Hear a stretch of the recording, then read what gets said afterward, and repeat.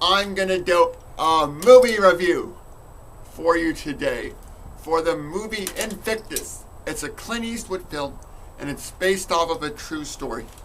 And it stars Morgan Freeman as Nelson Mandela. You know, there was a time in the 90s where apartheid had ended and Nelson Mandela had been just elected president. And the country was still both economically and racially divided in South Africa. So what Nelson Mandela wanted to do was he wanted to unite the country. And he thought one way to do this is if their rugby team was to win the 1995 Rugby World Cup. Now, you have Matt Damon, who's the captain of this rugby team. And they stink. The rugby team can't even win a game. So what Nelson Mandela does is he offers Matt Damon for a cup of tea so they can talk. Tell me, Francois, how do we inspire ourselves to greatness where nothing less will do? How do we inspire everyone around us? What do you want? I think he wants us to win the World Cup. I'm wondering, what is inspiration gonna do? And how are these rugby players gonna win? Because they stink. And this is more than just a sports movie. This also teaches about the history of South Africa.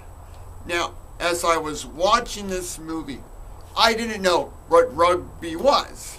Because you see the guy, he passes the ball, the guy runs with it. And you see these guys trying to tackle the dude with the ball.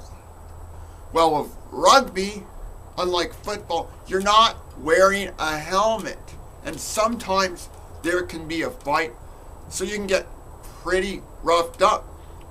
Now, I read the rules about rugby, and it turns out that all the players that play stay on the field at the same time. And the sport, it's like soccer, in which they're playing continuously. And there's two 40-minute halves with a 10-minute break at halftime. And it just made me realize that I can never do that, because after 40 minutes, I'd be like really tired. And what are people supposed to do if they want a bathroom break?